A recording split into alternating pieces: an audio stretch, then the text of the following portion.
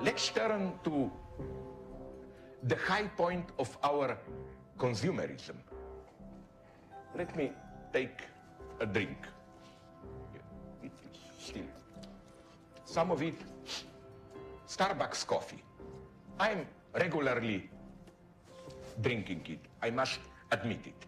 But are we aware that when we buy a cappuccino from Starbucks, we also buy quite a lot of ideology? Which ideology? You know, when you enter a Starbucks store, it's usually always displayed in some posters their message, which is, yes, our cappuccino is more expensive than others, but, and then comes the story, we give 1% of all our income to some Guatemala children to keep them healthy, for the water supply for some Sahara farmers, or to save the forests, to enable organic growing on coffee, whatever. Now, I admire the ingenuity of this solution. In the old days of pure, simple consumerism, you bought a product and then you felt bad. My God, I'm just a consumerist while people are starving in Africa. So the idea was you had to do something to counteract your pure destructive consumerism. For example, I don't know, you contribute to charity and so on. What Starbucks enables you is to be a consumerist and be a consumerist without any bad conscience, because the price for the countermeasure for fighting consumerism is already included into the price of a commodity. Like, you pay a little bit more and you are not just a consumerist, but you do also your duty towards environment, the poor, starving people in Africa, and so on and so on. It's, I think, the ultimate form of consumerism. We should not simply oppose a principled life dedicated to duty and enjoying our small pleasures. Let's take today's capitalism. We have, on the one hand, the demands of the circulation of the capital, which push us towards profit-making, expansion, exploitation and destruction of nature, and on the other hand, ecological demands. Let's think about our posterity and about our own survival. Let's take care of nature, and so on. In this opposition between ruthless pursuit of capitalist expansion and ecological awareness, duty, a strange, perverted duty, of course, duty is on the side of capitalism, as many perspicuous analysts noted.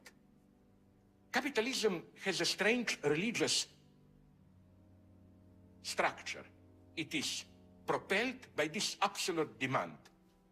Capital has to circulate, to reproduce itself, to expand, to multiply itself, and for this goal, anything can be sacrificed, up to our lives, up to nature, and so on. Here we have a strange, unconditional injunction. And a true capitalist is a miser who is ready to sacrifice everything for this perverted duty.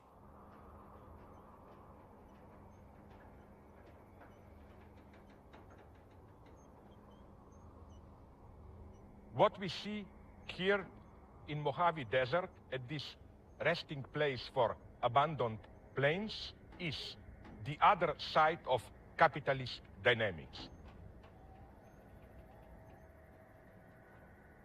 Capitalism is all the time in crisis. This is precisely why it appears almost indestructible. Crisis is not its obstacle. It is what pushes it forwards towards permanent self-revolutionizing, permanent extended self-reproduction. Always new products. The other invisible side of it is waste. Tremendous amount of waste. We shouldn't react to these heaps of waste by trying to somehow get rid of it. Maybe the first thing to do is to accept this waste, to accept that there are things out there which serve nothing. To break out of this eternal cycle of functioning.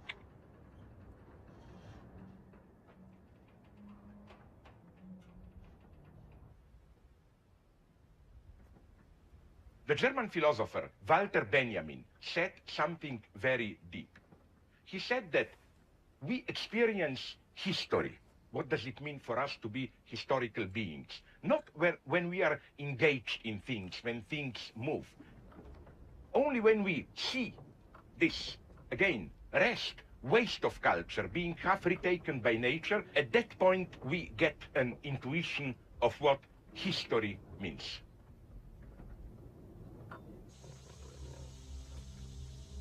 Maybe this also accounts for the redemptive value of post-catastrophic movies, like I Am Legend and so on. We see the devastated human environment, half-empty factories, machines falling apart, half-empty stores. What we experience at this moment, the psychoanalytic term for it would have been the inertia of the real, this mute presence beyond meaning. What moments like confronting plains here in Mojave Desert bring to us is maybe a chance for an authentic passive experience. Maybe without this properly artistic moment of authentic passivity, nothing new can emerge. Maybe something new only emerges through the failure, the suspension of proper functioning of the existing network, of our life work, where we are. Maybe this is what we need more than ever today.